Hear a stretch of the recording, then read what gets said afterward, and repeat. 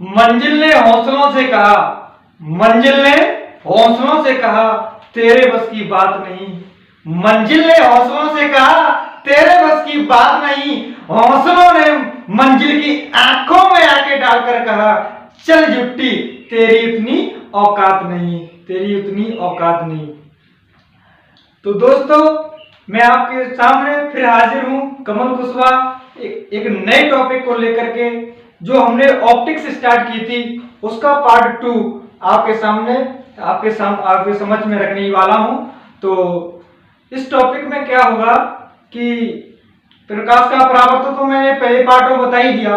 तो इस टॉपिक में क्या है कि प्रकाश का अपवर्तन चलेगा। और उसके बाद नई नई चीजें की चर्चा करेंगे। फिलहाल ये टॉपिक है तो इस टॉपिक पर हम चर्चा कर ले रहे हैं। बात समझ में आती है अब तक? हाँ जी। तो टॉपिक है आपके सामने the refraction of light. Refraction of light, what is this?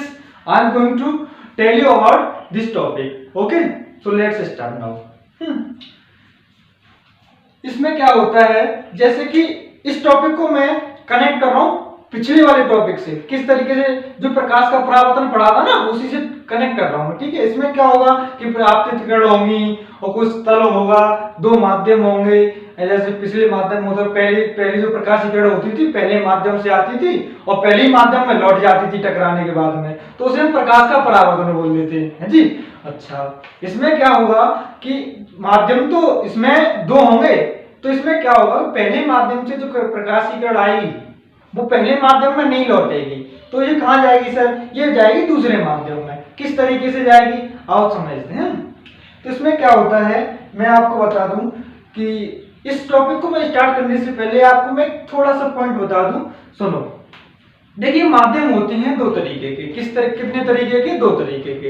अच्छा, बोले तो एक पहला माध्यम होता है सघन माध्यम और दूसरा माध्यम होता है विरल माध्यम। मैं आपको लिख के बता रहा हूं कैसे कैसे।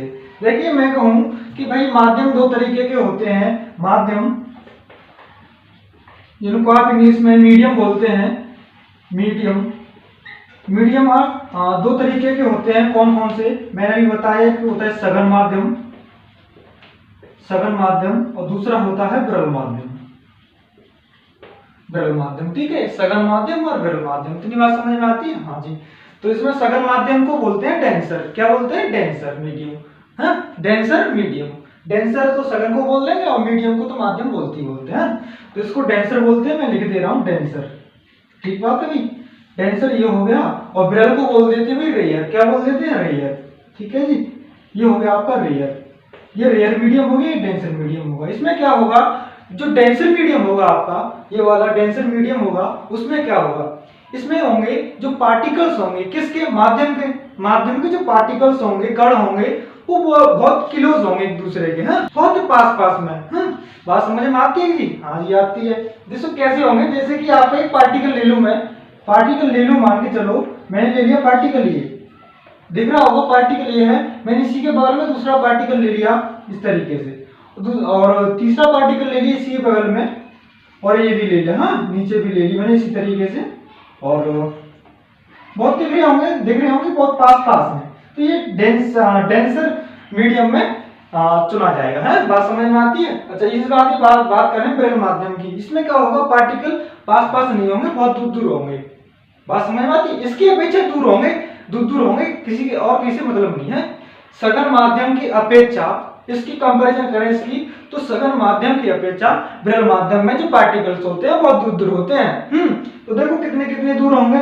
इससे दूर बना दो थोड़े। जैसे कि मैंने पार्टिकल ये ले लिया है, और इसी के दूर ले लिया मैंने पार्टिकल दूसरा, ये ले लिया पार्टिकल, ये लिया तीसरा पार्टिकल, ये ले लिया, ऐसे करके मैंने पार्टिकल ले लिया। आप भी ले सकते हैं।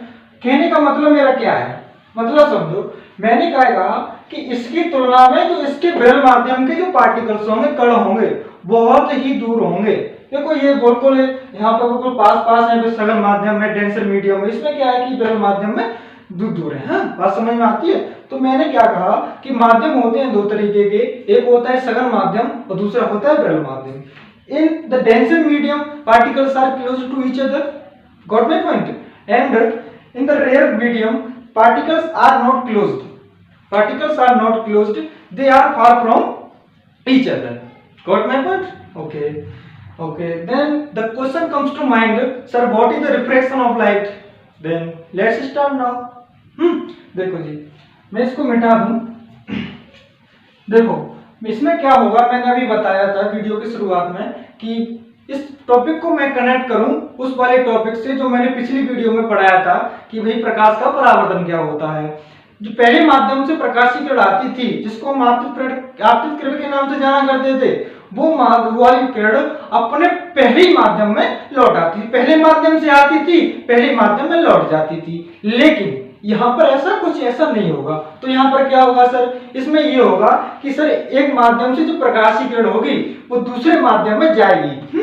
पहले माध्यम से दूसरे माध्यम में जाएगी। अच्छा, माध्यम मैंने बताया कि माध्यम दो तरीके के होते हैं, या तो सघन से विरल में जाएगी या विरल से सघन में जाएगी। वो मैं बात कर लूंगा, अभी चर्चा कर लेंगे हम। अच्छा, मैंने कहा कि एक माध्यम से जाने वाली प्रकाश की किरण, एक माध्यम से जाने वाली प्रकाश की किरण दूसरे माध्यम में जाती है तो वह अपने मार्ग से विचलित हो जाती है। विचलित होने का मतलब है भटक जाती है। जानी चाहिए थी इस तरीके से, सेम टू सेम इस तरीके से, और गई वो इस तरीके से थोड़ी, तो विचलित हो गई क्या नहीं हो गई? हाँ जी हो गई। तो देखो मैंने कहा कि सर दोबारा बताओ, तो दोबारा समझो कि देखो प्रकाश की जो किरण होती है वो एक माध्यम से जब दूसरे माध्यम में जाती है तो वो अपने मार्ग से विचलित हो जाती है। इसी फिनोमेना को, इसी क्रिया को, इसी घटना को, इसी इवेंट को हम क्या कह देते हैं, क्या नाम दे देते हैं? The refraction of light. Refraction of light, what is the reflection of light, मैंने बता ही दिया। उसी को हिंदी में बोले तो प्रकाश का अपवर्तन। देखो इसमें क्या होगा कि देखो पहले माध्यम से प्रकाश की किरण आएगी। मान के चलो मैंने माध्यम पहले ये ले लिया, कोई सा भी माध्यम हो सकता है, और एक दूसरा माध्यम ले लिया, दूसरा माध्यम ये ले लिया। अच्छा जी, तो पहले माध्यम से जो प्रकाश की किरण आएगी, पहले माध्यम से जो प्रकाश की किरण आएगी वो दूसरे माध्यम में चली जाती है, और साथ ही साथ में वह हो जाती है विचलित हो जाती है, मतलब उसका विचलन हो जाता है।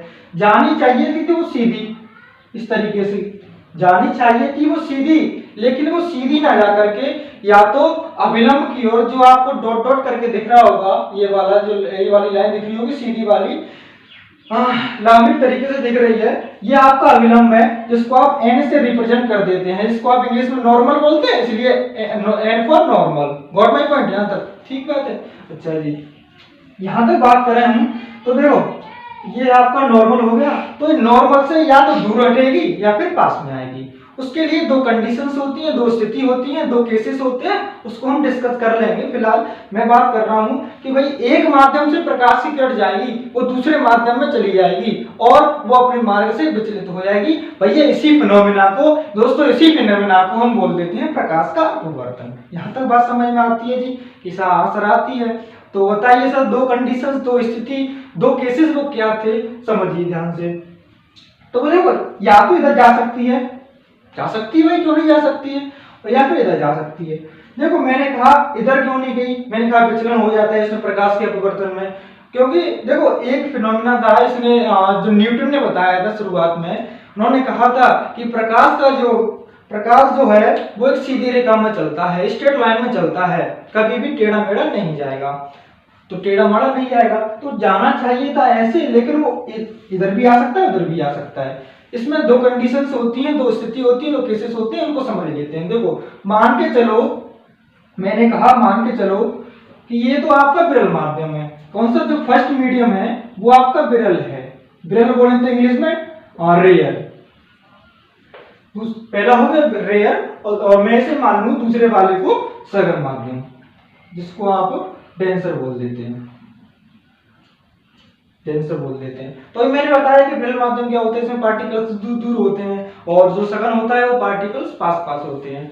तो देखो एक तरीके से समझ लो, एक तरीके से या तो ट्रिक कह सकते हो, ट्रिक ब्रेक कुछ नहीं, समझ लो तुम कि जब रेयर से जब डेंसर में जाएगी प्रकाश की किरण, जब रेयर से डेंसर में जाएगी, तो मैंने कहा कि डेंसर में क्या होता है, पार्टिकल्स बहुत क्लोज होते हैं क्या? हाँ सर होते हैं। तो इसमें क्या होगा कि जो प्रकाश की किरण होगी वो पार्टिकल्स क्लोज होते हैं ना, तो पार्टिकल्स क्लोज होते हैं तो ये अभिलंब की ओर झुके जाएगी इस तरीके से। जानी चाहिए थी वो इस तरीके से, लेकिन सब गई नहीं, वो कहाँ गई, वो प्रकाश जो आपका जो नॉर्मल है अविलंब है उसकी तरफ झुक गई। यहाँ से आई थी यहाँ चली गई। तो बताओ विचलन हुआ कि नहीं हुआ? यहाँ से बिल्कुल हुआ।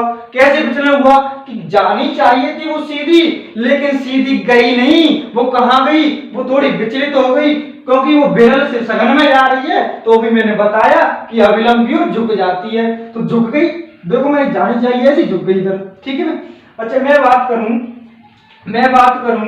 एक सेकंड, मैं बात करूं कि सर अगर सघन से बेरल में जाए तो क्या करेंगे? तो क्या करेंगे, कुछ नहीं करेंगे। देखो मैं बताऊं, ये इधर आई थी, अगली बार उधर चली जाएगी। कैसे? देखो ये आपका है, देखो जो प्रकाशीय किरण है, मान के चलो इस तरीके से आ रही है, यहाँ आई, यहाँ ये आपका नॉर्मल है। देखो ये दिख रहा है नॉर्मल है, ये सीधी जो लाइन कटी लाइन है वो नॉर्मल है। मान के चलो ये पहला वाला मैंने बेरल लिया था, तो पहला वाला आप सघन ले लेंगे, सघन माध्यम, जिसको आप इंग्लिश में बोलते हैं डेंसर मीडियम, डेंसर और भैया मीडियम। जब सघन से जो प्रकाश की किरण होगी वो बेरल में जाएगी, किस में जाएगी? अब बेरल में जाएगी साहब, यहाँ से बिल्कुल जाएगी। बेरल को बोलते हैं हम रेयर, इंग्लिश में बोले तो अंग्रेज भैया समझ लें, अंग्रेज भैया समझ लें। फिर बाद में मत कहना कि सर तो भैया हिंदी में बता रहे हैं, तो अंग्रेजी तो मत सुन लो भाई, बेरल से रेयर बोल देते हैं, तो रेयर बोल देते हैं। सघन से रेयर मीडियम में जाएगी प्रकाश की किरण, तो अविलंब से क्या होगा कि अविलंब से दूर हट जाएगी।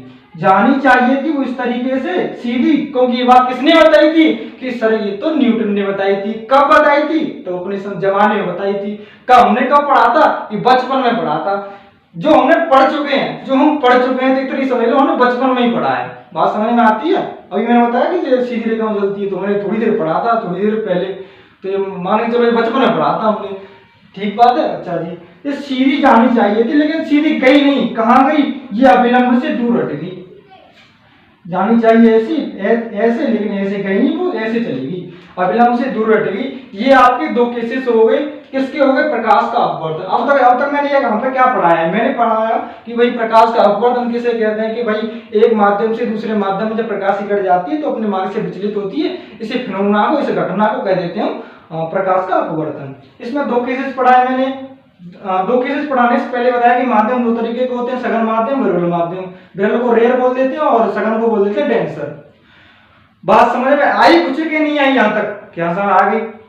अच्छा जी, उसके बाद मैंने दो केसेस बताए कि जब प्रकाश की किरण बेरल से सघन में जाएगी तो अविलंब की ओर झुक जाएगी। क्या झुक जाएगी? अविलंब की ओर झुक जाएगी। पार्टिकल्स बहुत पास होते हैं, तो हमें जो प्रकाश की किरण होगी उसमें निकलने में ज्यादा परेशानी होगी, तो अविलंब की ओर झुकेगी कि नहीं झुकेगी? यहाँ से झुकेगी। अच्छा, इस वाले केस की बात करें तो इसमें पार्टिकल्स होते हैं, क्योंकि भाई सघन से बेरल में जा रही है, सघन से बेरल में जा रही है, तो ये जो बेरल माध्यम में जो पार्टिकल्स होते हैं दूर होते हैं, तो आसानी से जा सकती है। आसानी से जा सकती है, नहीं जा सकती है?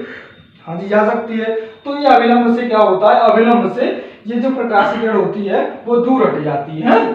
अच्छा, वो तो मैंने बता ही दिया कि आने वाली प्रकाश की किरण को आपतित किरण। लेकिन यहाँ पर देखेंगे इस वाली किरण का जो इसका नाम है, यहाँ पे टकरा कर या फिर अब जो गई है, इस वाली किरण को क्या नाम देंगे? नाम देंगे अपवर्तित किरण। वहां पे हमने क्या दिया था? परावर्तित किरण, जो परावर्तन पढ़ रहे थे, लेकिन यहाँ पे क्या देंगे?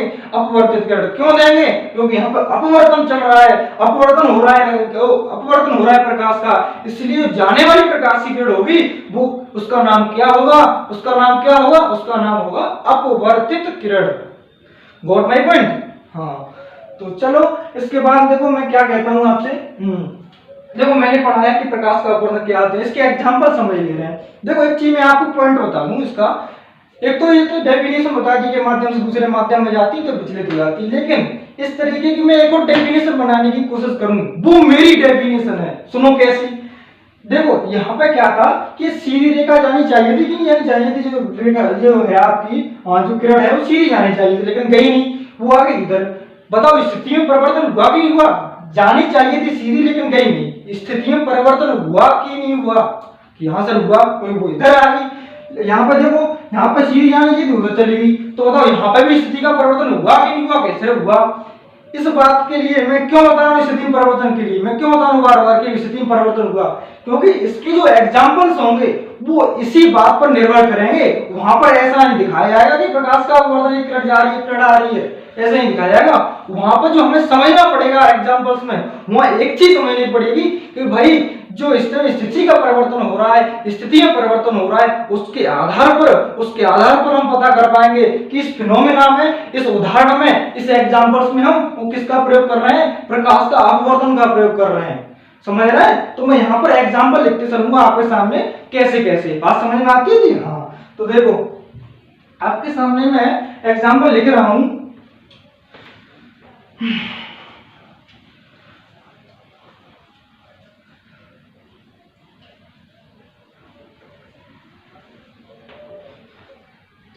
देखो मैं यहां पर एग्जाम्पल लिख रहा हूं। एग्जाम्पल को क्या करेंगे, मैं जितने एग्जाम्पल यहाँ पर लिखा हूं इस बोर्ड पे, मैं आज जितने एग्जाम्पल लिखा हूं उनको सबको रट लेना, लिख लेना, अपने जहन में डाल लेना। उन एग्जाम्पल्स के अलावा कोई भी एग्जाम्पल नहीं पूछेगा, इतनी मेरी गारंटी है। ठीक है, देखो सुनो, एग्जाम्पल्स क्या होंगे इसके, किसके एग्जाम्पल्स पढ़ रहे हैं हम? प्रकाश के अपवर्तन के एग्जाम्पल पढ़ रहे हैं हम, प्रकाश के अपवर्तन के, रिफ्रैक्शन ऑफ लाइट। ठीक है, एग्जाम्पल्स क्या होंगे देखिए, मैं कहूंगा भाई सर इसके एग्जाम्पल्स बताओ, किसके? इसी के, प्रकाश के अपवर्तन के।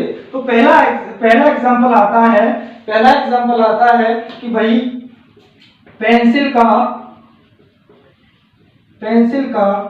देखो एग्जाम्पल्स क्यों होते हैं, एग्जाम्पल्स आखिर क्यों होते हैं? क्योंकि देखो मैं ये साइंस के स्टूडेंट हैं, आप ये साइंस पढ़ रहे हैं और फिजिक्स भी पढ़ रहे हैं, साइंस का पार्ट है जो कि तो एग्जाम्पल से क्या होता है कि हमें सीखने में और सिखाने में और समझाने में बहुत ही इजी हो जाता है सब चीजें। तो देखिए पहला एग्जाम्पल मैं आपके सामने लिख रहा हूँ, इसको सीखने में देखो कितनी हेल्प मिलती है इससे। पेंसिल का तिरछा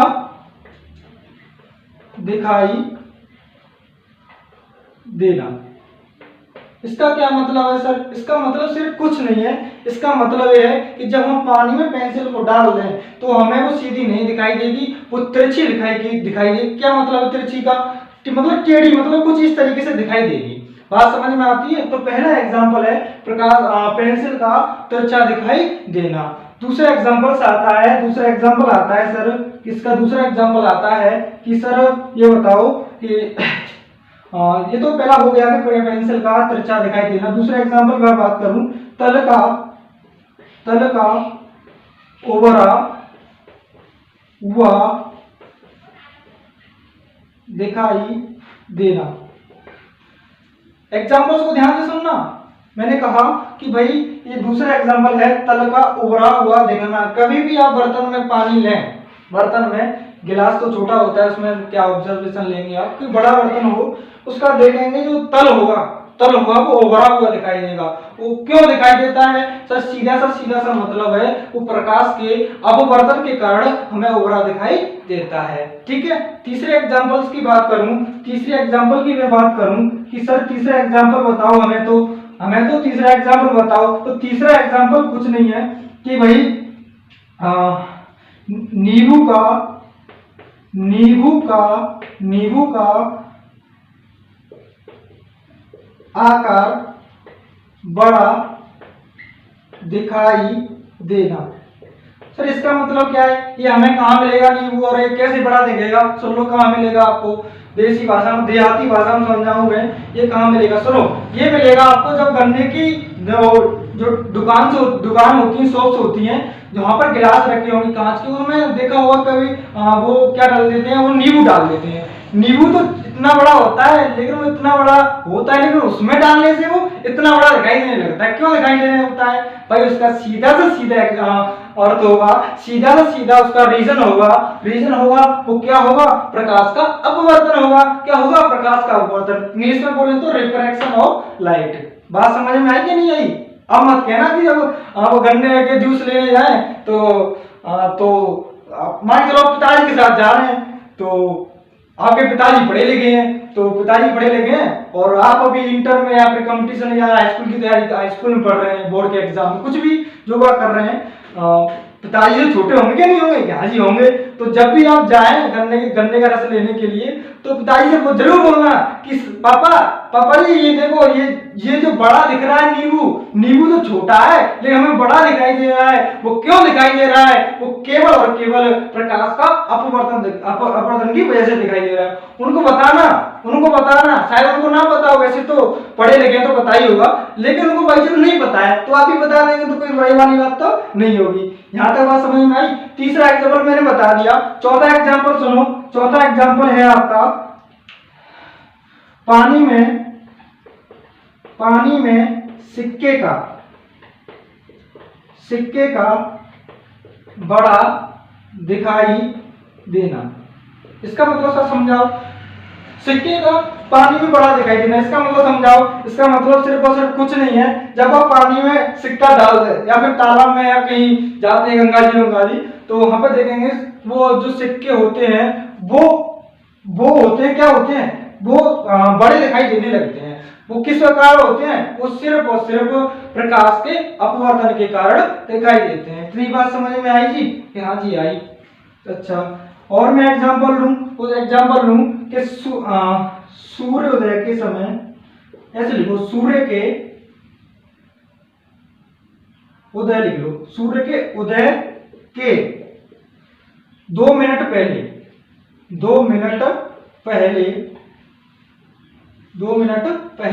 वह सूर्य के अस्त के 2 मिनट बाद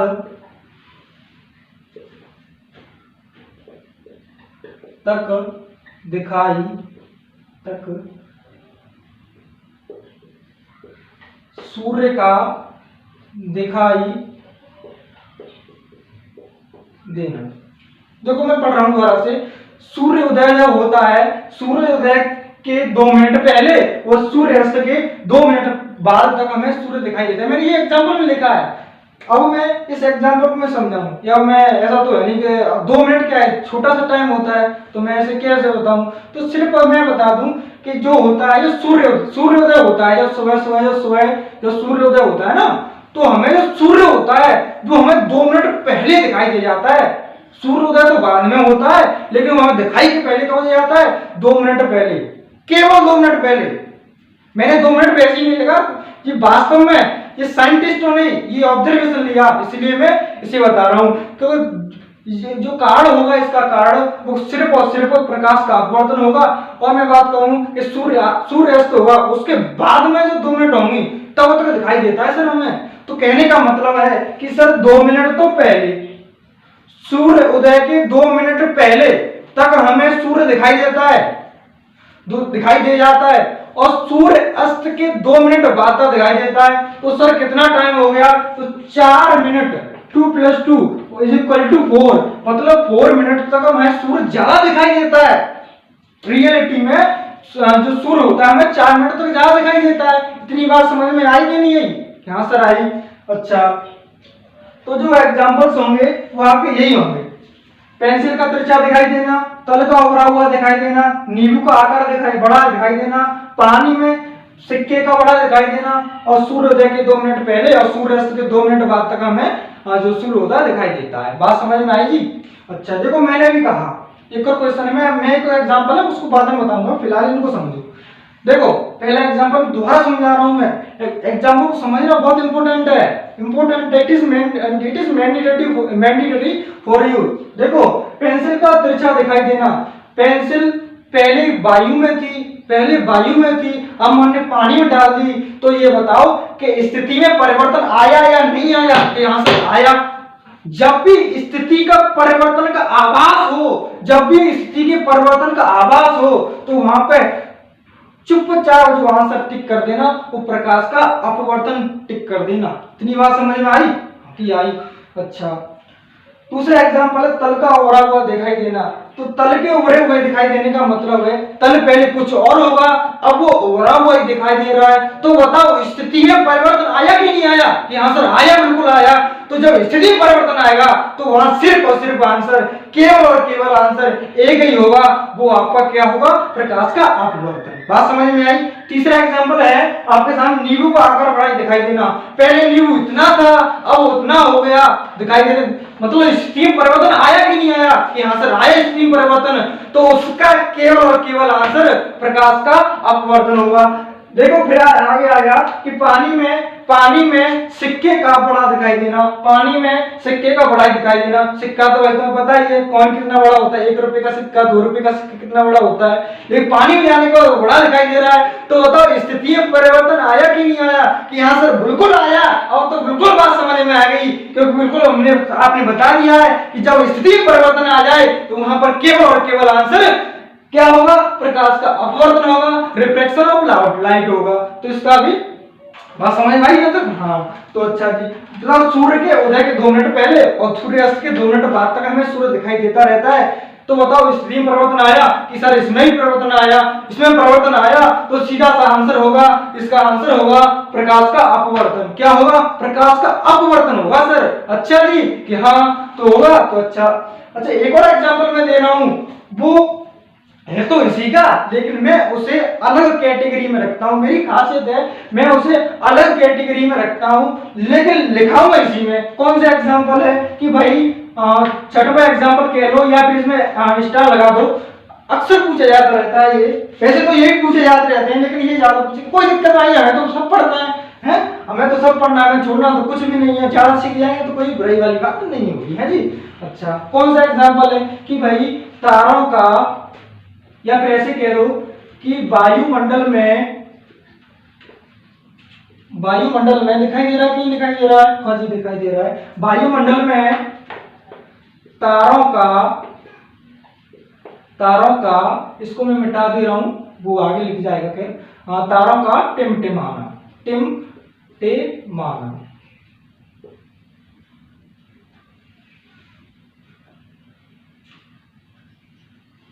ठीक है जी, वायुमंडल में तारों का टिमटिमाना। देखो मैं इस तरीके से कैसे समझाऊंगा इस एग्जांपल को, सुनो ध्यान से, मैं किस तरीके से समझा रहा हूं आपको। भाई मैंने लिखा कि वायुमंडल में तारों का टिमटिमाना, तो क्वेश्चन कैसे पूछा जाता है? इसमें आएगा क्वेश्चन कि बताओ तारों का टिमटिमाना किस फिनोमिना पर बेस्ड है। तो आपका सीधा सा आंसर होगा रिफ्रैक्शन ऑफ लाइट। किस घटना पर आधारित है? जो प्रकाश का अपवर्तन हो इसके आधार पर है। सुनो ध्यान से, मैं क्यों समझा रहा हूं। कभी अगर इस चीज का ऑब्जर्वेशन लें, इस चीज का, वायुमंडल में तारों का टिमटिमाना, सर ये प्रकाश का अपवर्तन कैसे हो गया? सुनो कैसे हो गया। कभी ऑब्जर्वेशन लेना है तो किस तरीके से लेंगे? मान के चलो आपका छोटा भाई है, आप बड़े हैं घर में, आपका छोटा भाई है, छोटी बहन है प्यारी सी। अच्छा कभी आप छत पर खड़े हो जाना। कहां पर खड़े हो जाना? छत पे। और नाइट के टाइम पे और तारों को देखना। किसको देखना है? तारों को देखना है। तो देखो कि मैंने कहा कि देखो तारा एक वो इधर है, मैंने कहा तारा वो एक इधर है, इधर आप इधर उंगली करना, और आपका छोटा भाई है, छोटी बहन है, वो भी इधर करे। तो आप ऑब्जर्वेशन लेना कि वो उंगली कर तो उधर ही रही है, लेकिन आपको लगेगी नहीं कि उधर ही उंगली कर रहे हो, आप उधर ही कर रहे हैं, लेकिन उसको नहीं तुम्हारी लगेगी कि सर उसी तारे की बात कर रहे हैं। बात समझ में आई कि नहीं आई? दोबारा सुन लो, मैंने कहा कि उस तारे पर उंगली करो, आप उंगली कर रहे हैं, और आपका छोटा भाई छोटी बहन है, वो भी उंगली इधर ही कर रही है, लेकिन आप कहेंगे कि वो तारा देखो तारा, और वो बच्ची या फिर छोटा बच्चा कहेगा कि वो देखो तारा। लेकिन मैंने कहा तो बताओ वो तो कहीं उंगली कर रही होगी, छोटी बच्ची होगी तो बच्चा होगा तो कहां कर रहा होगा है, और तुम कर तो ही रहे होंगे, लेकिन कभी भी आपका सामंजस्य नहीं बनेगा। बात समझ में आई कि नहीं आई? तो आपका स्थिति में परिवर्तन हुआ कि नहीं हुआ? आप भी उधर कर रहे हैं, उधर भी कर रहे हैं, लेकिन कर तो शायद डायरेक्शन तो एक ही है, लेकिन वो किसी तारे के ऊपर कर रही है या कर रहा है, या तुम किसी तारे के ऊपर, मतलब सामंजस्य बैठेगा नहीं, कहने का मतलब ये है। तो यहाँ पर क्या है कि बताओ, यहाँ पे मैंने कहा कि बताओ यहाँ पे स्थिति का परिवर्तन हुआ, यहाँ से हुआ, तो स्थिति का परिवर्तन हुआ तो यहाँ पर किसके बारे में बात होगी? सीधी सीधी बात है कि प्रकाश के अपवर्तन के बारे में होगी, प्रकाश के अपवर्तन के बारे में। लेकिन लेकिन देखो इसमें एक और ऑब्जर्वेशन लेना, देखो ध्यान से देखना, जो पेंसिल है, पेंसिल को आप घर में या फिर कहीं स्कूल में या फिर किसी क्लास में कहीं भी बैठे हैं तो आप एक्सपेरिमेंट कर रहे हैं पहले वाले का, तुम पृथ्वी पे तो कराएंगे, धरती पे तो कराएंगे, अच्छा जी तल का और हुआ देखेंगे तो कहाँ देखेंगे, धरती पे देखेंगे। अच्छा नींबू का आकार बड़ा दिखाई देगा, छोटा दिखाई देगा, है तो वो कहाँ दिखाई देगा, पृथ्वी पे तो दिखाई देगा, देखते हो धरती पे ही है ना, पृथ्वी पे ही, अच्छा जी। अच्छा पानी का सिक्के का बड़ा दिखाई देगा, कहाँ दिखाई देगा, वही पृथ्वी पे दिखाई देगा। सूर्य भी कहाँ दिखाई देगा, नीचे तो दिखाएंगे, लेकिन जो तारा का टिमटिमाना होगा वो यहाँ तो होगा नहीं, वो कहाँ होगा, वायुमंडल में। तो इसका आंसर हो जाएगा आपका कि भाई बताओ, क्वेश्चन आता है कि तारों का टिमटिमाना किस घटना पर आधारित है, तो इसका आंसर होगा वायुमंडलीय, वायुमंडलीय, वायुमंडलीय, एक सेकंड, वायुमंडलीय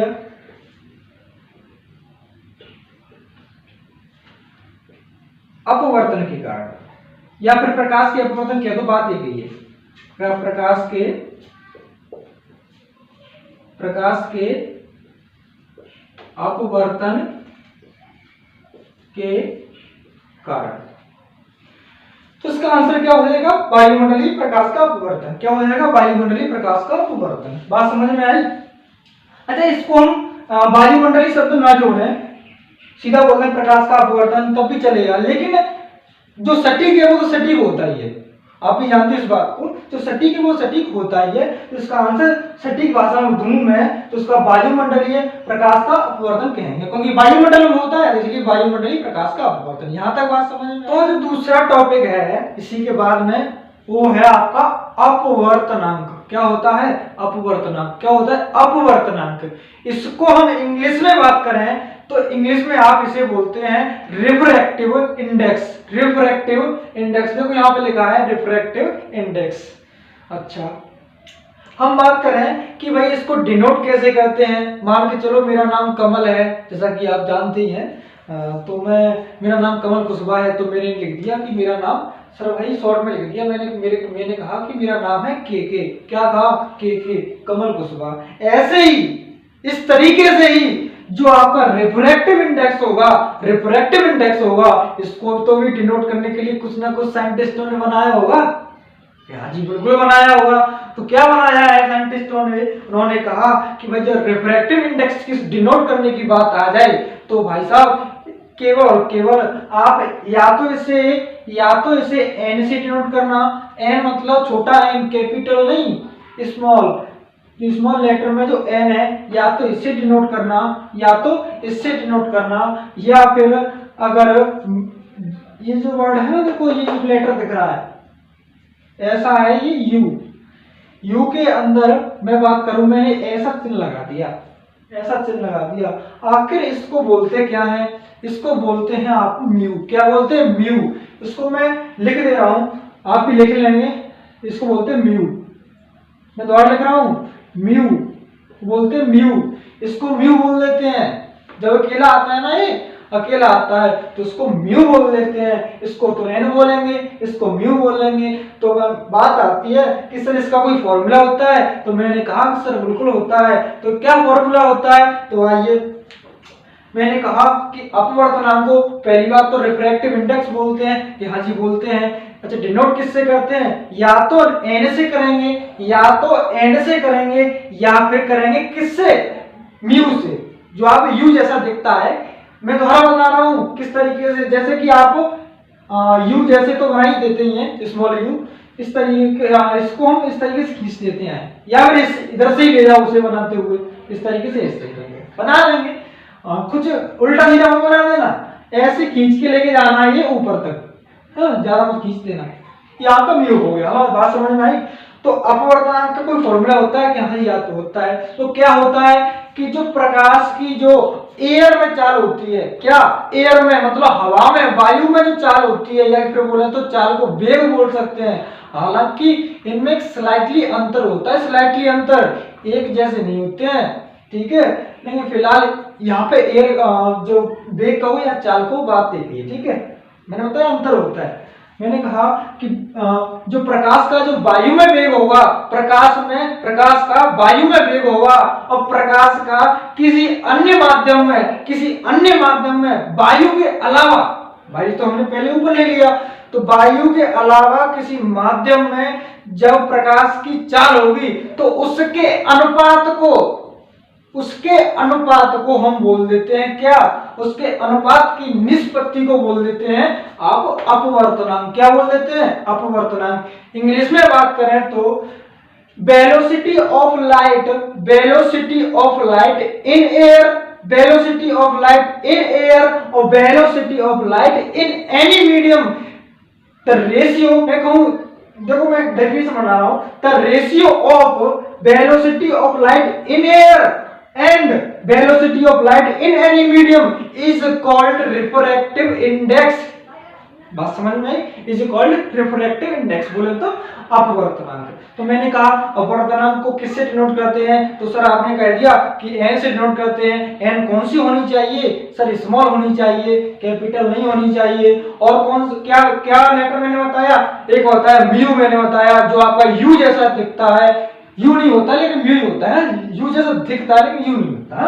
अच्छा जी, रिफ्रैक्टिव इंडेक्स आप इंग्लिश में बोलते हैं। देखो जो वेलोसिटी ऑफ जो लाइट होगी वो इन एयर होगी, मतलब हवा में होगी, वायु में होगी, उसको डिनोट कर देते हैं आप सी से। किससे? सी से।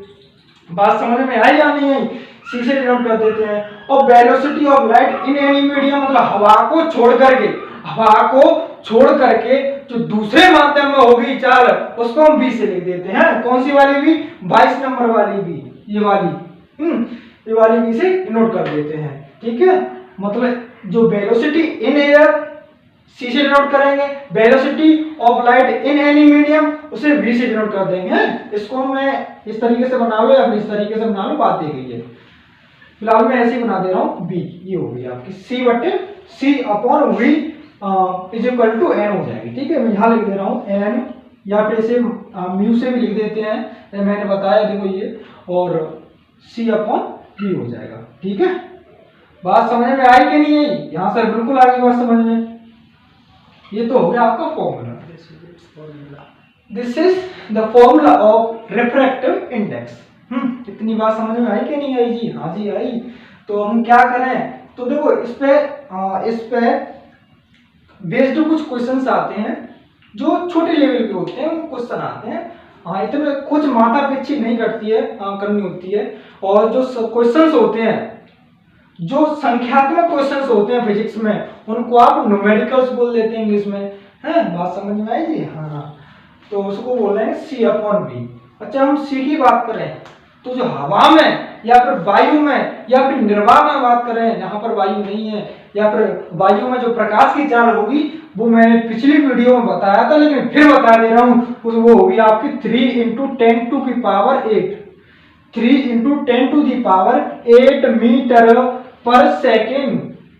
3 × 10⁸ मीटर पर सेकेंड होती है द स्पीड या फिर the velocity of light in air. मतलब सी से डिनोट तो किया था हमने, velocity of light in air c से डिनोट किया था, तो उसको हम सी के बराबर लिख सकते हैं। तो इस बात को ध्यान रखेंगे कि 3 × 10⁸ मीटर पर सेकंड को हम प्रकाश की चाल कह देते हैं। कहां पर? वायु में। बात समझ में आई? और इस सबसे पहले किस साइंटिस्ट ने दी ये भी क्वेश्चन नेवी में, भाई साहब कई बार क्वेश्चन पूछा है, कई बार। कहां पर? नेवी की बात करो, इंडियन नेवी की, वहां पर पूछा गया है। तो इसका आंसर मैंने पिछली वीडियो में भी बताया था, अभी फिर बता दे रहा हूं। इसका आंसर होगा रोमर। क्या होगा? रोमर साइंटिस्ट था, रोमर साइंटिस्ट ने बताया था। यहाँ पर जो न्यूटन है, जो फिजिक्स का बाप कहा जाता है, फिजिक्स का जनक कहा जाता है, द फादर ऑफ फिजिक्स, यहाँ फेल हो गए थे। यहाँ पर मतलब निकाल नहीं पाए थे, फेल की बात नहीं कर रहा हूँ, निकाल नहीं पाए थे, गड़बड़ा नहीं करनी पाए थे। कैलकुलेट नहीं कर पाए थे। वो आखिर और एक साइंटिस्ट है, उनका नाम था रोमर। तो रोमर ने ये बात कही थी कि न्यूटन साहब आपने जो कैलकुलेट नहीं कर पाए हैं वो मैं कैलकुलेट कर दिया। और उन्होंने बताया कि 3 × 10⁸ मीटर पर सेकेंड जो लाइट का जो वेग होता है हवा में बोले तो वायु में, उसके अलावा बोले तो निर्वात में जहाँ वायु नहीं है वहां पर इतनी होगी। बात समझ में आई? हाँ जी आई। अच्छा, रोमर ने बताया, बात समझ में आई जी। तो मैं इसके आधार पर एक क्वेश्चन दूंगा आपको। मैं पहले क्वेश्चन बताऊंगा, फिर करेंगे सॉल्व दोनों को, ठीक है? हाँ, चलो अब देखो यहाँ पे भाई, देखो क्या होगा कि जो अपवर्तनांक से क्वेश्चन पूछे जाते हैं वो दो टाइप से क्वेश्चन पूछे जाते हैं। कितने टाइप से? दो टाइप से। पहला टाइप है आपके सामने टाइप नंबर 1, टाइप नंबर 1, ठीक है? इसमें क्या होगा कि अपवर्तनांक दे दिया जाएगा, किसी एक मीडियम का अपवर्तनांक दे दिया जाएगा और किसी दूसरे मीडियम में प्रकाश की चाल पूछ ली जाएगी। और ये जो मैंने लिखा है ये करके c = 3 × 10⁸ मीटर पर सेकेंड, ये पेपर में दिया आएगा। हालांकि और सरकार ने ऐसा नियम लागू कर दिया है कि एग्जाम जब भी होंगे कहीं भी ऐसा क्वेश्चन, जब भी ऐसी चीजों की जरूरत पड़ेगी तो वहां पे ऐसे लिखा आएगा। पहले नहीं आती थी, अभी हुआ है 2 सालों से, पहले नहीं आती थी। बात समझ में आई जी? कि जब भी जो कांस्टेंट वैल्यू होती हैं वो साथ में क्वेश्चन के लिखे आती हैं, इस बात का ध्यान रखेंगे विशेष, ठीक है? ज्यादा माथा पिच्ची करने वाली बात मत रखना अपने पास में, ये आता है लिखा क्वेश्चन के साथ में। बात समझ में आई कि एक अपवर्तनांक दी जाएगा एक माध्यम का और दूसरे माध्यम प्रकाश की चाल पूछ ली जाएगी उसी माध्यम में कहे तो। अच्छा, तो देखो क्वेश्चन किस तरीके से करेंगे। मैंने अभी बताया कि प्रकाश का जो अपवर्तनांक होता है टॉपिक, उसमें अपवर्तनांक का फॉर्मूला होता है। अपवर्तनांक का फॉर्मूला होता है या तो उसे n से लिख दो या फिर म्यू से लिख दो, या तो म्यू से लिख दो। मैं फिलहाल म्यू से लिख रहा हूँ, तो यहाँ से किसी को दिक्कत कि नहीं दिक्कत सर? तो म्यू से लिखा मैंने, फॉर्मूला मैंने बताया था, शॉर्ट में लिख रहा हूँ मैं। तो मैंने लिखा c/d। क्या लिखा मैंने? c/d। बोलो यही तो फॉर्मूला होता है कि नहीं होता है? हाँ जी होता है। तो इसी फॉर्मूले को यहाँ पुट करेंगे। कैसे करेंगे सुनो, देखो इसमें क्या होगा, जब भी क्वेश्चंस में, जब भी न्यूमेरिकल्स में कोई भी वैल्यू आती है, खासकर मैं इंटर और हाई स्कूल के स्टूडेंट से बात कर रहा हूँ मैं अभी फिलहाल, तो कि जब भी कोई न्यूमेरिकल आए तो जब भी कांस्टेंट वैल्यू या कोई भी इंफॉर्मेशन क्वेश्चन में दी हो, उस क्वेश्चन को, इंफॉर्मेशन को शॉर्ट तरीके से, शॉर्ट में पहले अपने हिसाब से लिख लें।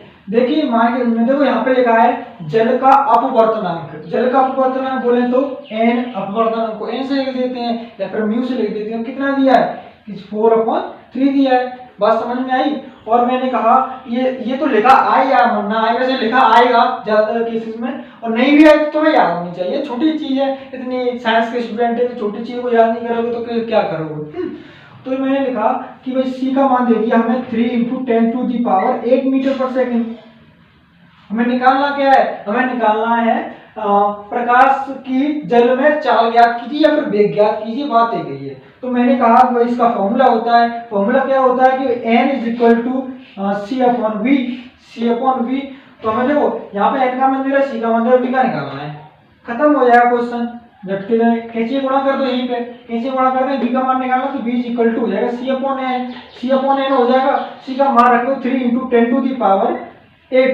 10⁸ और यहाँ पर n का मान रख देंगे 4/3 रख दिया जी हमने। बात समझ में आई? 4/3 रख दिया, रख दिया यहाँ जी, रख दिया। तो देखो यहाँ पर कोई वैल्यू बट्टे के मतलब अपॉन के नीचे अपॉन में हो तो वो वैल्यू नीचे से हट करके ऊपर आ जाती है। कैसे? जो 3 है बट अपॉन के नीचे अपॉन है कि नहीं है, तो जो 3 है 3 वो पलट करके ऊपर पहुंच जाएगी। तो आपका आ जाएगा 3 × 3 इसके साथ चला जाएगा और इंटू 10⁸ और यहाँ पे नीचे हो जाएगा 4। 3 × 3 मतलब 9/4 × 10⁸ और ये आपका मीटर पर सेकंड हो जाएगा। क्या हो जाएगा? इसका v का मान, ये आपका आंसर है। तो इसका ये आपका आंसर है। और मैं इस बात को मैं अपवर्तनांक की बात करूं मैं दोबारा से, अपवर्तनांक एक कांस्टेंट वैल्यू होती है, इसका कोई मात्रक नहीं होता है। देखो मैंने लिखा भी है, जल का अपवर्तनांक 4/3 है, 4/3 है, इसका कोई यूनिट हुई नहीं हुई, क्योंकि भाई देखो मैंने भी क्या फॉर्मूला लिखा था, क्यों नहीं होती, देखो सुनो क्यों नहीं होती है। देखो यहाँ पे मैंने अपवर्तनांक का फॉर्मूला लिखा था C/V, C/V लिखा था ना, तो C भी एक कांस्टेंट वैल्यू होती है और V का मान कांस्टेंट वैल्यू में दिया जाएगा। जब कांस्टेंट वैल्यू होगी तो कांस्टेंट वैल्यू में भाग देंगे तो कांस्टेंट ही निकल के आएगा, तो n हमेशा कांस्टेंट होती है। या फिर दूसरे तरीके से समझ लो, इसका मात्रक होता है, जो C का मात्रक होता है मीटर पर सेकेंड, C का मात्रक होता है मीटर पर सेकेंड और इसका V का मात्रक होता है मीटर पर सेकेंड। तो भाई इससे कट जाएगा कि कट जाएगा, तब भी तो कांस्टेंट वैल्यू आएगी नहीं आएगी। तो जो अपवर्तनांक है वो मात्रकहीन राशि है, मात्रकहीन राशि है, और मात्रकहीन राशि की बीमा कोई नहीं होती। आप इंटर में पढ़ रहे होंगे, आप जानते हैं, आप कंपटीशन की तैयारी कर रहे हैं, आप जानते हैं कि मात्रकहीन मात्रकहीन मात्रकहीन जो वैल्यूज होती हैं, वैल्यू जो आपके क्या होते हैं, जितने भी टूल्स होते हैं उनमें कोई भी ना तो मात्रकहीन की कोई बीमा नहीं होती है, कोई मात्रक से बन के आती बीमा, आप जानते हैं, समझदार हैं। अच्छा फिर टॉपिक आएगा तो बता भी देंगे। फिलहाल ये क्वेश्चन आपको ओवर हो गया, इसका आंसर आएगा 9/4 × 10⁻⁸ मीटर पर सेकेंड। बात समझ में आई। देखो ये क्वेश्चन होगा, मैंने दूसरा क्वेश्चन लिया है आपके सामने, मैंने ये हिंदी नहीं लिखी है, भाषा नहीं लिखी है, लैंग्वेज नहीं लिखी है, पर डायरेक्ट मैंने क्वेश्चन पूछ लिया है। देखो क्या करेंगे, मैंने कहा कि एक क्वेश्चन में दे दिया है v का मान दे दिया किसी माध्यम में और 6 × 10⁸ 10⁸ मीटर पर सेकंड दे दिया है और यहाँ पे अपवर्तनांक मतलब n का मान पूछ लिया गया है। तो कैसे करेंगे सुनो, क्या पूछ रहा है इसमें, n का मान पूछ रहा है। तो देखो n का मान पूछ रहा है तो n की जो n का जो फॉर्मूला होता है, अपवर्तनांक का फॉर्मूला होता है वो C/V होता है। बोलो सर होता है कि नहीं होता है? हाँ जी होता है। तो क्या होगा, देखो सुनो, C का मान तुम्हें पता ही होता है, दिया नहीं है लेकिन उसने मैंने कहा क्या कहा, दिया हो या ना दिया हो, लेकिन तुम्हें तो याद होना ही चाहिए। पहले में दिया था तो मैंने लिख दिया, इसमें नहीं दिया है तो हमें तो याद है ना, तो हमें याद है तो लिख देंगे। क्या है C का मान, तो है 3 × 10⁸ मीटर पर सेकंड और V का मान कितना दिया है 6 × 10⁸। बात समझ में आई। और इसका मात्रक है मीटर पर सेकंड और मीटर पर सेकंड से मीटर पर सेकंड कट जाएगा, मीटर पर सेकंड से मीटर पर सेकंड कट जाएगा। तो इससे देखो 10⁸ से 10⁸ कटी और 3 से 6 गया, 2 बार गया, तो n की जो वैल्यू आई वो 1/2 आई। देखो कांस्टेंट वैल्यू आई है कि नहीं आई है, देखो 1/2 कांस्टेंट वैल्यू हुई तो होती है, जो गिनतियों में होती है ना वो सारी की सारी कांस्टेंट वैल्यू होती है, नियतांक होती है। बात समझ में आई। तो नियतांक है कि नहीं है, यहाँ से है। तो मैंने फिर बता रहा हूँ, जो अपवर्तनांक होता है वो मात्रकहीन साथ ही साथ में विमाहीन राशि होती है। बात समझ में आई कि नहीं आई। तो इसका आंसर n = μ = 1/2 आपके सामने आंसर निकलता है। ठीक है जी। अच्छा दूसरे टाइप की मैं बात कर रहा हूँ, ठीक है, मैं इसे मिटा दूं। अब बात करते हैं टाइप 2 के बारे में। टाइप 2 में कैसे कैसे क्वेश्चन पूछे जाएंगे सुनो। इसमें पहली बात तो एक अपवर्तनकारी रिफ्रैक्शन का ही एक नियम लागू होगा, नियम का यूज होगा। बोले तो देखो नियम होते हैं दो तरीके के, दो नियम होते हैं। जो आपतित किरण आती थी ना, आपतित किरण और अभिलंब, आपतित किरण और अभिलंब और अपवर्तित किरण तीनों एक ही तल में होते हैं। पहली बात, पहला नियम तो ये हो गया। दोबारा कह रहा हूं, सुन लो कि जो आपतित किरण थी, आपतित किरण और अभिलंब और अपवर्तित किरण तीनों के तीनों एक ही तल में होते हैं। तीनों के तीनों एक ही तल में होते हैं। या फिर ऐसे करें, अच्छा इनके बीच में कोण भी बनते हैं। कोण बनते हैं कि नहीं बनते हैं? कि बनते हैं। जैसे कि मैं देखो समझा रहा हूं, जैसे मैंने कहा कि इस तरीके से, एक सेकंड,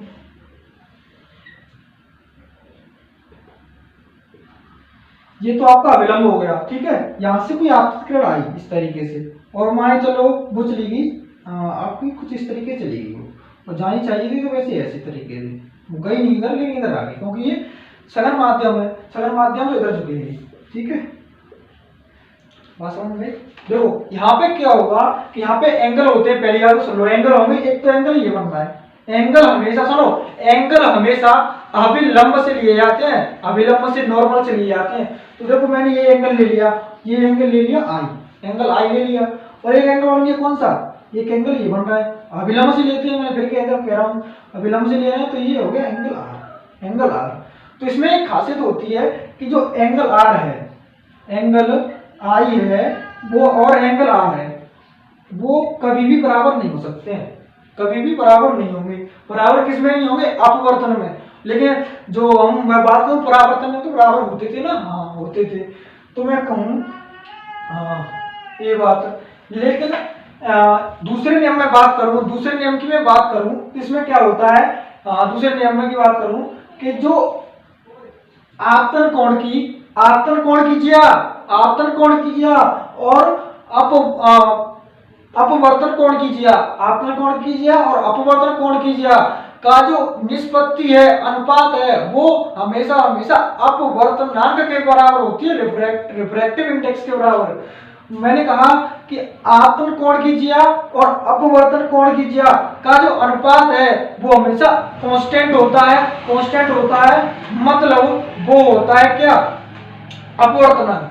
ठीक है, अपवर्तनांक वो तो मैंने बता ही दिया कि प्रकाश की वायु में चाल बट्टे किसी माध्यम में चाल, वो भी अपवर्तनांक है, लेकिन ये भी अपवर्तनांक होगा। किस तरीके से कि भाई आपतन कोण कीजिए, आपतन कोण कीजिए एंगल आई, एंगल आई, ज्या को साइन से डिनोट करते हैं, कॉस ज्या होती तो कॉस से कर देते।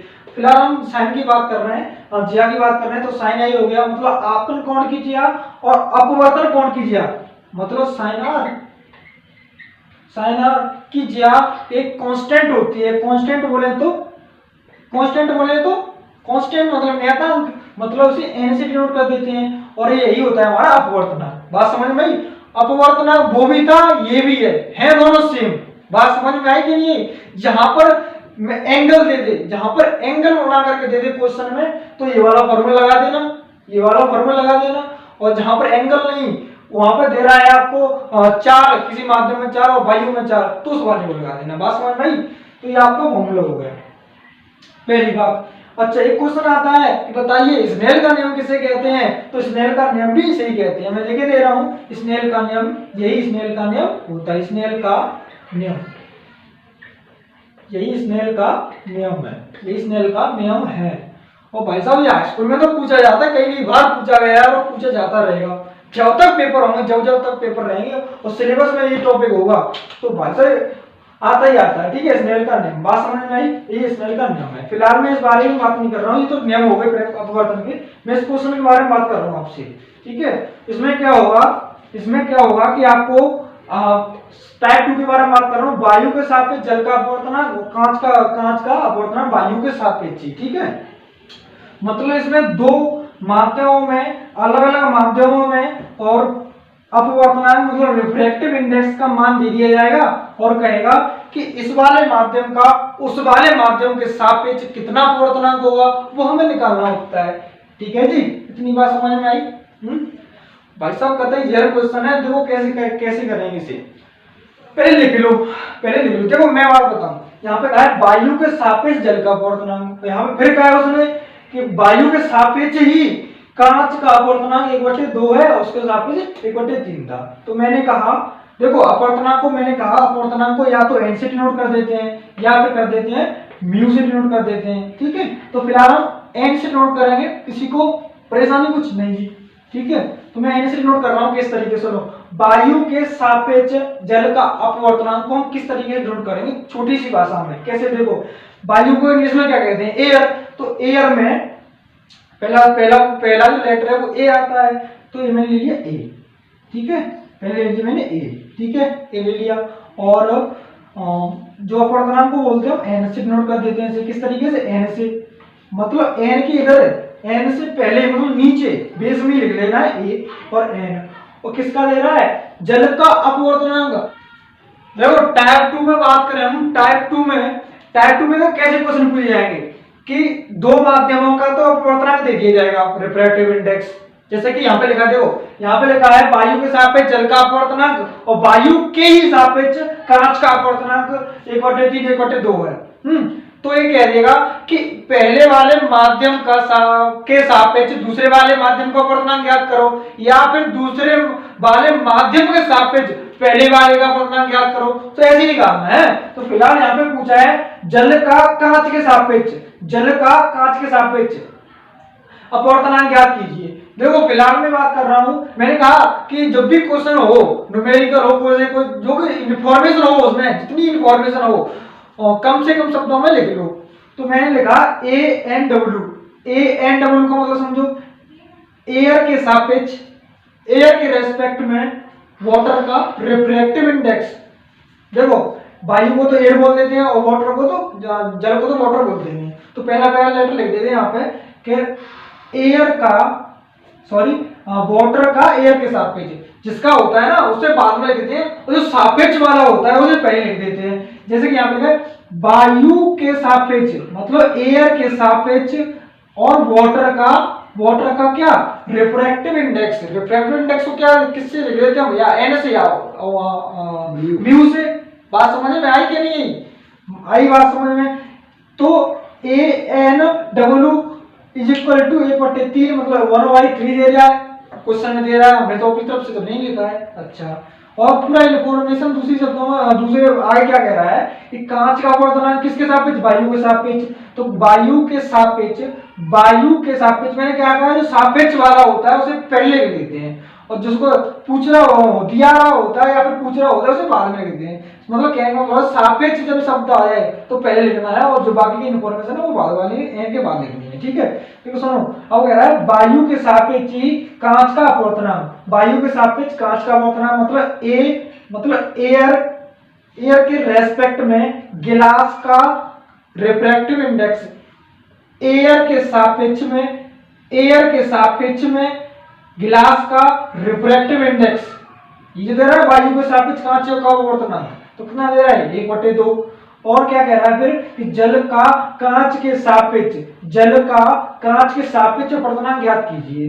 तो मैंने लिखा कि किसके सापेक्ष लिख रहा है, कि कांच के सापेक्ष। किसका पूछ रहा है? जल का। तो जल तो बाद में आएगा, जल मतलब W मतलब वाटर हो गया।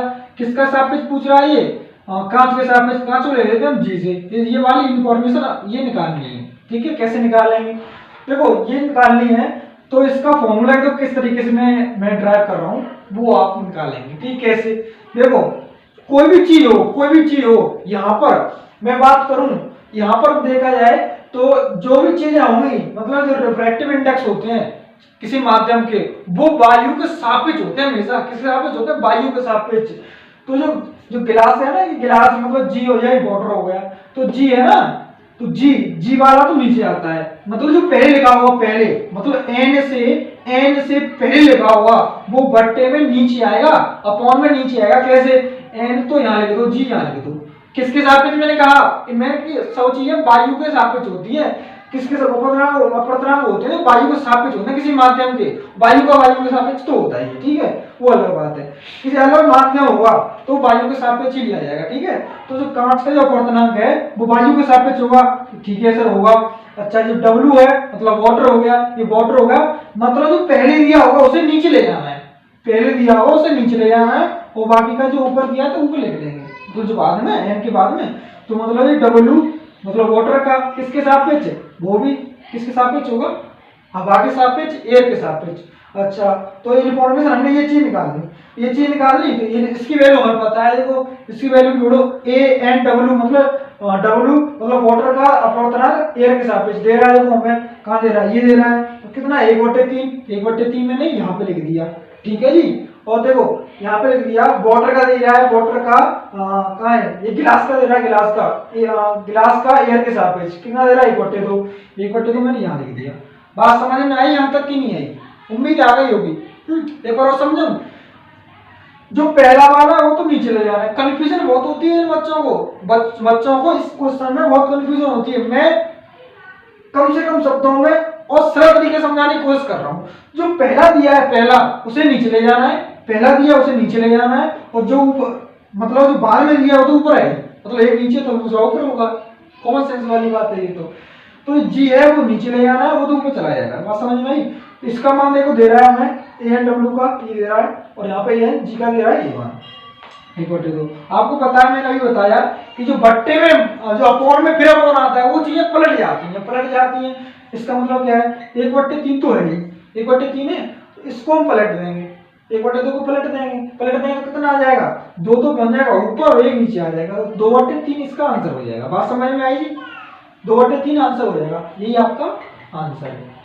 बात समझ में आई कि नहीं आई? बात समझ में आई कि नहीं?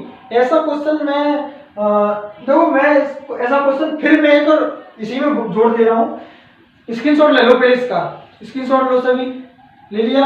उम्मीद है ले लिया होगा। इसके बाद मैं एक और क्वेश्चन इसी में जोड़ दे रहा हूँ। मान के चलो मैंने कहा कि यहाँ पे लिखा है 2/3, 2/3 यहाँ पे लिखा है मैंने 3/, नहीं यहाँ लिखो आप 1/4 लिख लो, अंदाजे से लिख लिए मैंने। पहली बात ध्यान रखना, एक जल का इतना होता नहीं है, ऐसे होता नहीं है, अंदाजे से लिख दिए मैंने। बात समझ में आई? अंदाजे से लिख दिए मैंने क्वेश्चन बनाने के लिए, केवल और केवल क्वेश्चन के पर्पस के लिए लिखा है मैंने, ऐसे होते नहीं है, फिक्स होते हैं वैसे। बात समझ में आई? अच्छा, और फिर वही क्वेश्चन पूछ रहा है, तो मैं कैसे करूंगा इस क्वेश्चन को? पहली बात ये वाली वैल्यू सब चेंज ही कर दी है मैंने, तो चेंज तो ये भी हो जाएगी। बात समझ में आई? देखो कह रहा है कि एयर के सापेक्ष वाटर का, एयर के सापेक्ष वाटर का कितना है, 2/3, 2/3 हमने यहाँ पे लिख दिया। बात समझ में आई? ठीक है। और फिर कह रहा है एयर के सापेक्ष कांच का, मतलब गिलास कहते हैं इंग्लिश में कांच को, ठीक है कि नहीं? ठीक है, हाँ, तो कांच का हो जाएगा 1/4, जैसा कि क्वेश्चन में दिया हमने ऐसे ही लिख दिया, अपनी ओर से तो कुछ नहीं लिखा है। अच्छा, वही कि जल का कांच के सापेक्ष, जल का कांच के सापेक्ष, जो सापेक्ष शब्द आया है ना तो पहले लिखा जाता है, तो जल का वाटर का गिलास के सापेक्ष रिफ्रैक्टिव इंडेक्स n निकालना है। बात समझ में आई? कैसे निकालेंगे, उसी वही से निकालना है हमें। अच्छा, ये तो मैं एक इन्फॉर्मेशन ये दी थी, एक इन्फॉर्मेशन ये दी थी। बात समझ में आई कि नहीं आई? अच्छा, तो मैंने वो निकालना है, तो हमने ये निकालना है, तो ANW वो GNW मतलब वाटर का ग्लास के सापेक्ष रिफ्रैक्टिव इंडेक्स निकालेंगे, तो पहला वाला नीचे जाएगा, पहला वाला नीचे जाएगा, मतलब अपॉन में नीचे जाएगा। वो किसके सापेक्ष होगा, वो हमेशा एयर के सापेक्ष होगा, तो ये G हो गया। बात समझ में आई? और तो ऊपर वाला तो ऊपर वाला, बाहर वाला तो ऊपर वाला हो गई, तो ये होगा आपका AN और ये हो गया डबल। बात समझ में आई कि नहीं आई? ये केवल मैं हाई स्कूल के स्टूडेंट्स के लिए कर रहा हूँ, वरना इतने माथा पीछे नहीं करनी होती थी। बात समझ में आई जी? हाँ, तो ANW का मान दे रहा है 2/3, ये आपका 2/3 हुआ। बात समझ में आई? और फिर बट्टे में ये वाला अपॉन ये वाला, और ये वाला मान दे रहा है 1/4, ठीक है। अपॉन के नीचे अपॉन आए तो हमें चीजें पलट दी जाती हैं, चीज पलट दी जाती है, मतलब ये भी संख्या पलट दी जाएंगी, 2/3 और ये पलट दिए 4 ऊपर चला जाएगा, और ये वाला ये नीचे है, और चीजें देखो पलट गई नहीं पलटनी, ये 1/4 तो यहाँ 4/1 है, क्योंकि बट्टे ने पूरे पलट दी।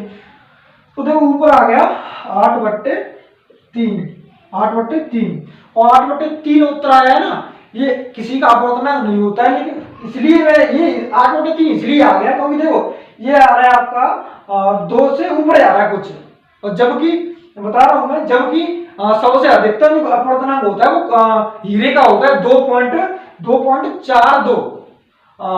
इसका मैं भाग दे दूं तो 3 दूनी 6, फिर आ जाएगा आपका 3 दूनी 6 20 बचेंगे, और 3 चिक्के 18, 3 चिक्के 18 ऐसे ही आते रहेंगे, ठीक है। बार लगा देंगे यहाँ पे, ये आ जाएगा आपका जी।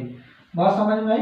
तो ये रिपीट संख्या होगी, 6 बार आएगा तो बार लगा दिया, ठीक है। हालांकि ये आता नहीं है, ये हमेशा आता है आपका 2.42 से हमेशा कम ही आएगा। वो तो मैंने क्वेश्चन बनाने के लिए, आपको प्रैक्टिस कराने के लिए क्वेश्चन दे दिया था। बात समझ में आई कि नहीं आई? तो इसको भी स्क्रीनशॉट ले लो सभी, लो जल्दी स्क्रीनशॉट। हाँ जी, ले लिया स्क्रीनशॉट, उम्मीद है ले लिया होगा। देखो मैं आपको इन्फॉर्मेशन दे रहा हूँ, 2-3 इन्फॉर्मेशन दे रहा हूँ, ठीक है। सुनो क्या और इन्फॉर्मेशन है। इन्फॉर्मेशन ये है, इन्फॉर्मेशन आपके पास ये होगी, चलो टाइप 3 के बारे में बात कर ले। वैसे टाइप 2 होते हैं, मैंने बताया था, लेकिन एक और क्वेश्चन होता है, मैंने बता टाइप में मैं गिना नहीं जाएगा, लेकिन होता है, ठीक है। जब भी एंगल दे दिए जाए कि भाई एंगल ऐसे ऐसे होते हैं, मान चलो एक एंगल दे दिया, मान लो आपतन कोण दे दिया, आपतन किसी क्वेश्चन में आपने कोण दे दिया आपका 30 डिग्री, ठीक है, 30 डिग्री दे दिया, बात समझ में आई। और अपवर्तन कोण दे दिया आपका अपवर्तन कोण दे दिया आपका मान के चलो मैंने दे दिया चलो 45 डिग्री दे दिया। तो बताओ रिफ्रैक्टिव इंडेक्स कितना होगा, कुछ नहीं करना है, स्नेल का नियम लगा दो। स्नेल का नियम तो जानते हैं सभी, मैंने वही बताया था, n is equal to sine i is equal to sine r, sine i upon sine r. तो साइन आई मतलब ये तो आपन कोण को आई से दिखा देते हैं, आई से, हाँ जी दिखा देते हैं आई से, और जो अपवर्तन कोण होता है उसे आर से दिखा देते हैं, साफ दिखा देते हैं, हाँ तो इसे ये रखा दो।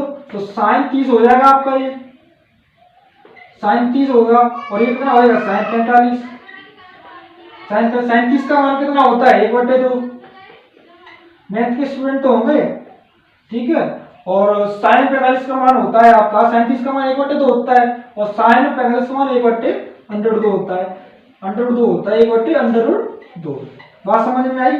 और ये में अगर बट्टे के नीचे बट्टे आता है, मतलब अपॉन के नीचे अपॉन आता है, तो उसे पलट देते हैं संख्या को, तो आपका ये आंसर हो जाएगा इस तरीके से 1/2 मतलब 1/2 इंटू का साइन लगा के इसे पलट देंगे। बात समझ में आई। तो आपका आंसर हो जाएगा √2/2, आंसर यही खत्म होता है इसका, ठीक है। वैसे काटना चाहें तो इसे काट सकते हैं, इसको हम इससे काट देंगे 1/√2 बार। बात समझ में आई, 1/√2। और कुछ कहेंगे हाई स्कूल के स्टूडेंट कुछ इसमें अनईजी फील कर रहे होंगे कि सर √2 कैसे आ गया। देखो सुनो, किसी भी संख्या को मान चलो कोई भी दुनिया की संख्या हो, मान चलो मैंने कोई संख्या ले ली 5 को मैं इस तरीके से रूट में लिख सकता हूं।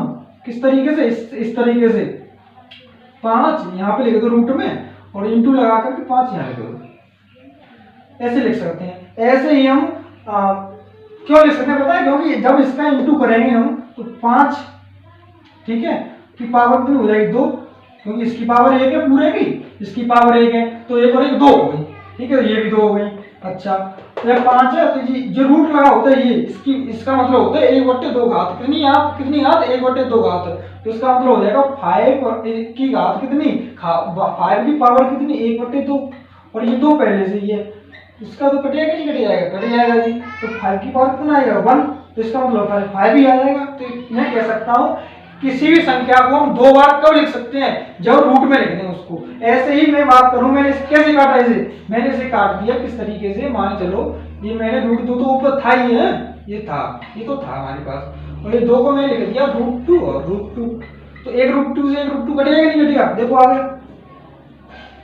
बात समझ में आई थी, आ गई, ठीक है।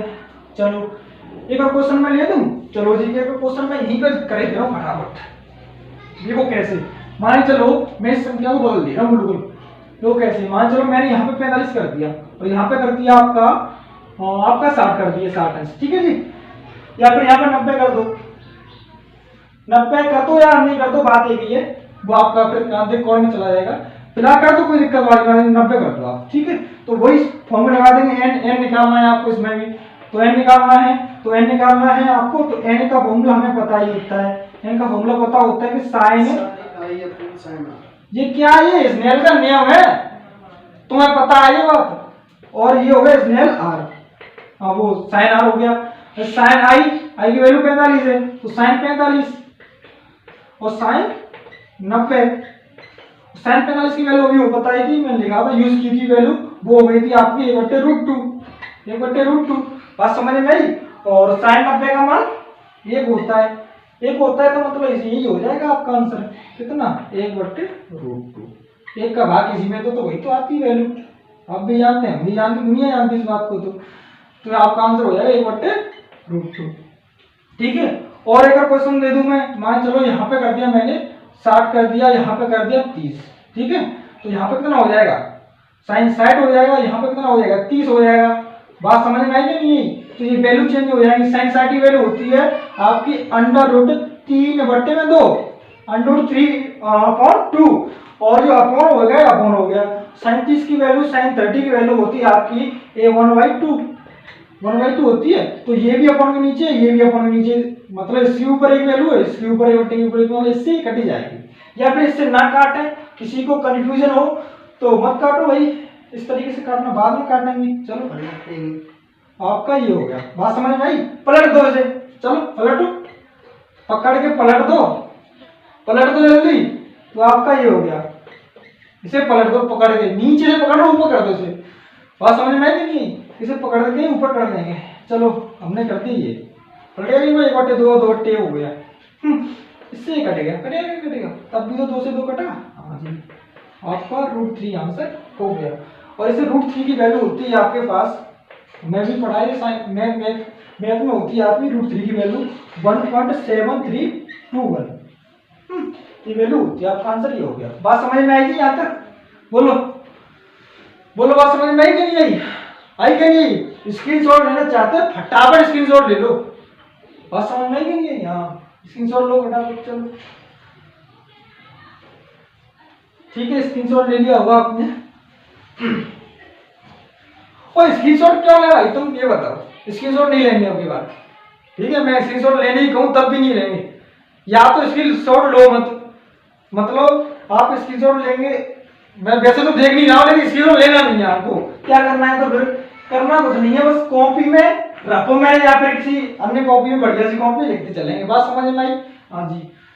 चलो आपका एक क्वेश्चन और आता है, आपका क्वेश्चन आता है क्रांतिक कोण। क्या आता है जी? क्रांतिक कोण, क्रिटिकल एंगल बोलते हैं इसको इंग्लिश में। क्रिटिकल एंगल क्या होता है? क्रिटिकल एंगल कुछ नहीं होता है, वही होता है सिम्प्लिज्म। देखो हमने क्या कहा कि जब कोई, चलो ऐसे नहीं, ऐसे बनाते हैं हम जी, माहौल बनाते हैं इस तरीके से ही गई।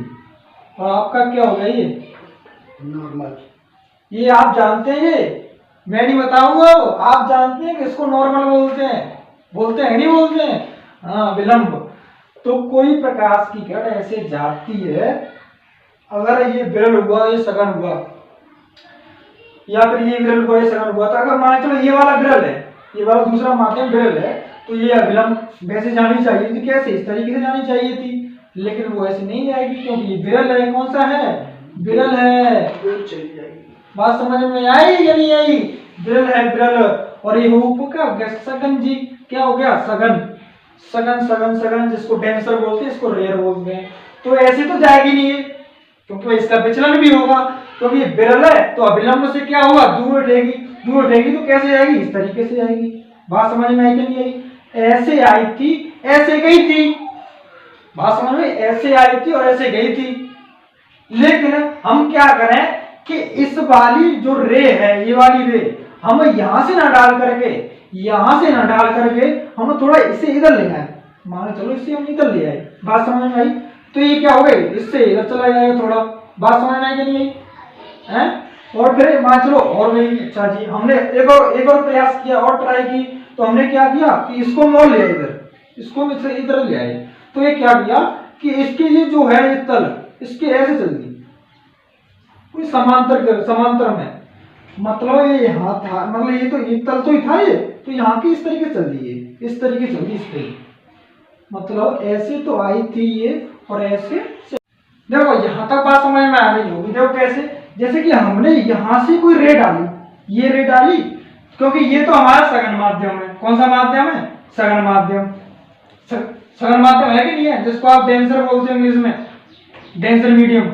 और आपका ये तो रेयर है, ये वाला तो रेयर है, जिसको आप हिंदी में बोलते हैं विरल कौहिया माध्यम भाई। ठीक है, जैसे कि हमने ये डाली थी, तो अविलंब से दूर हटेगी या अपवर्तन हुआ, तो ऐसे डाली थी, तो ऐसे तो गई नहीं है, ये गई इस तरीके से। ठीक है, अच्छा ये ऐसे डाली थी, तो इस तरीके से यहाँ से, और ये ऐसे गई थी। बात समझ में आई? अच्छा देखो, मैंने ये ऐसे डाली तो ऐसे गई थोड़ी, मतलब अविलंब थोड़ी भी उठी। मैंने इधर खिसकाई तो और उठी ऊपर, मैं और खिसकाऊंगा इसे इस तरीके से। मान चलो मैंने यहाँ तक कर दी है और फुल कर दी, और ये क्या हुआ भाई साहब की बार कि ये जो रे है वो जग गई इस तरीके से, यहां से इस तरीके से गई यहां से।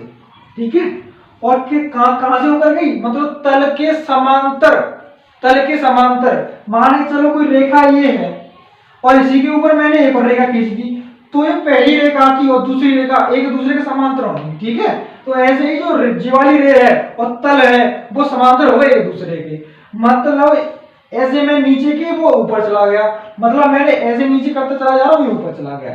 तो देखो हम पढ़ रहे हैं क्रांतिक कोण, जिसको आप इंग्लिश में बोलते हैं क्रिटिकल एंगल। क्या पढ़ते हैं? Critical angle. तो देखो मैंने ऐसे मैं जो यहां से डाली तो यहाँ को कोण बना होगा कि एंगल, कि आप कहेंगे कहां सर बिल्कुल बना होगा। फिर मैंने कहा कि हमने नेक और नीचे की थी तो फिर एंगल बना होगा, तो आपने कहा सर बिल्कुल बना होगा। और फिर मैंने कहा कि सर और बना और मैंने यहाँ डाली तो और एंगल बना होगा कि बना होगा, तो आपने कहा कि हाँ सर बिल्कुल बना होगा। तो ये एंगल पहले कुछ ऐसे इतना बन रहा था, फिर हमने नीचे की इतना बनने लगा, फिर हमने पूरा इतना नीचे किया था कि सर भाई साहब ये ऐसे ना हो करके वो ऐसे चलेगी। मतलब कहने का मतलब है कि यहाँ पे जो एंगल बना वो बना एंगल आपका 90 डिग्री का। कितने का? 90 डिग्री का। कैसे? कि जब भी कोई दो रेखाएं इस तरीके से होती हैं कि मान चलो एक रेखा ये है और एक रेखा ये है, मतलब एक दूसरे के लंबवत होती हैं, तो यहाँ पे एंगल बनता है वो 90 डिग्री का बनता है। कितने का बनता है? 90 डिग्री का, मतलब समकोण बनता है। तो देखो मतलब जो एंगल बनेगा, मतलब मैं एंगल कौन से एंगल की बात कर रहा हूँ? जो सघन माध्यम में जो एंगल बनेगा ना ये वाला, जिस पर जो अपवर्तित किरण जो नीचे गई थी वो इस तल के समांतर हो जाए, इस वाले एंगल की बात कर रहा हूं मैं। इस वाले एंगल भी तो हुई थी ये समांतर इसके। तुम कहेंगे बिल्कुल सर इसी एंगल पे हुई थी, तो इस वाले एंगल को कह देते हैं क्रांतिक कोण। क्रांतिक कोण को हम सी से नोट कर देते हैं। किससे? सी, कैपिटल सी से नोट कर देंगे। किससे? कैपिटल सी से। सी लिख दिया है। अच्छा, मैंने तो ये तो समझा दिया कि ऐसे ऐसे होता है, लेकिन इसकी परिभाषा कैसे बनाएंगे? सुनो, देखो पहले एक सुन लो, ये सघन माध्यम बनना है कि नहीं बनना है? तुम कहेंगे सर बिल्कुल बन रहा है क्रांतिक कोण, और ये विरल माध्यम में 90 अंश का कोण है ही। तो देखो कैसे बनाएंगे डेफिनेशन, कि सघन माध्यम में बना वह आपतन कोण। भाई पहले जो किरण आती है आपतित किरण और अभिलंब के बीच में आपतन कोण नहीं बनता है? हाँ जी बिल्कुल बनता है आपतन कोण। और कौन सा बनेगा? आपतन कोण ही बनेगा। और यहाँ पे जो अपवर्तित किरण होगी और अभिलंब के बीच में अपवर्तन कोण बनेगा। तो कैसे बनाएंगे? इस सघन माध्यम में बना वह आपतन कोण, सघन माध्यम में बना वह आपतन कोण जिसके लिए विरल माध्यम में बना अपवर्तन कोण 90 डिग्री या फिर समकोण होता है। ठीक है, दोबारा सुन लो। इस सघन माध्यम में बना हुआ है आपतन कोण, सघन माध्यम में बना हुआ है आपतन कोण जिसके लिए विरल माध्यम में बना अपवर्तन कोण 90 डिग्री होता है या फिर समकोण होता है। दोबारा सुनो दोबारा, कि भाई सघन माध्यम में बना वो है आपतन कोण जिसके लिए विरल माध्यम बना अपवर्तन कोण 90 अंश होता है, अर्थात समकोण होता है। समकोण को ही हम 90 डिग्री बोल देते हैं। ठीक है, 90 अंश बोल देते हैं। बात समझ में आई यहां तक? तो देखो आज की वीडियो की यही कहानी समाप्त करते हैं आपसे। और अगर वीडियो आपको पसंद आई हो तो इस वीडियो को लाइक करें, शेयर करें, और वही शेयर करें 100% शेयर करें। तो ये आपके बड़े भाई बहन या फिर छोटे भाई बहन या आपकी सहपाठी जरूर इस वीडियो को देखें, उसको रेट कर पाए इस वीडियो को कि वीडियो कैसी है और उनके लिए लाभदायक है या नहीं है। तो इस बात को रेट कर पाएंगे नहीं कर पाएंगे? मैं आपसे अंत में कहना चाहूंगा कि अभी तो शहनाइयां बजनी चालू हुई हैं, ढोल बजना अभी बाकी है। अभी तो शहनाइयां बजनी चालू हुई हैं, ढोल बजना अभी बाकी है। अभी तो गौरैयों ने उड़ान भरी है, असली बाज की अभी उड़ान बाकी है। ठीक है भाई? हाँ, दोबारा बता रहा हूँ, दोबारा। अभी तो शहनाइयां बजनी शुरू हुई हैं, ढोल बजना अभी बाकी है, ढोल बजना अभी बाकी है। अभी तो गौरैयों ने उड़ान भरी है, अभी असली बाजों की बारी है।